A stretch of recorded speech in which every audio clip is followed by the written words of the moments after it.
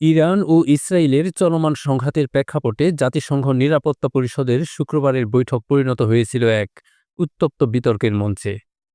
তবে সবচেয়ে আলোচিত হয়েছে ইরান ও রাশিয়ার কড়া ভাষার আক্রমণ, যা মূলত ইসরায়েল ও যুক্তরাষ্ট্রের দিকে ছোড়া হয়েছে।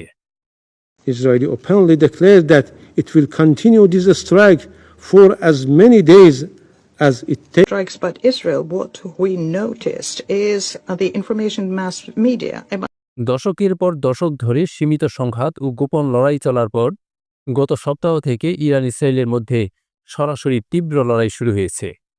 ইসরায়েল অভিযোগ করছে তেহরান গোপনে পারমাণবিক বোমা বানাচ্ছে, যা তাদের নিরাপত্তার জন্য হুমকি। তাই আত্মরক্ষার দাবি তুলে তেল আবিব ইরানে বিমান হামলা চালিয়েছে। পাল্টা জবাবে ক্ষেপণাস্ত্র ও ড্রোন ছুড়েছে তেহরান। বৈঠকে জাতিসংঘে নিযুক্ত ইরানের রাষ্ট্রদূত আমির সাইদ ইসরায়েলকে আক্রমণ করে বলেন, ইসরায়েল নিরপরাধ মানুষকে হত্যা করছে, অন্য দেশের ভূখণ্ড দখল করছে, এরা মানবতা বিরোধী রাষ্ট্র।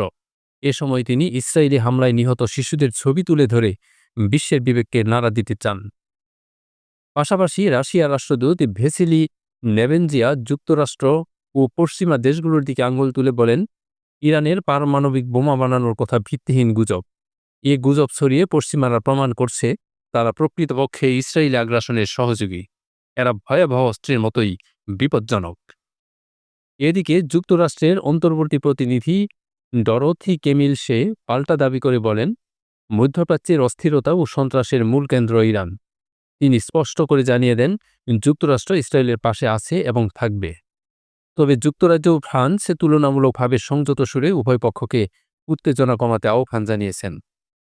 চীনের প্রতিনিধি পু কংও সরাসরি যুক্তরাষ্ট্রের সমালোচনা না করলেও ইসরায়েলের তীব্র হামলার নিন্দা করেন এবং অবিলম্বে যুদ্ধবিরতির আহ্বান জানান।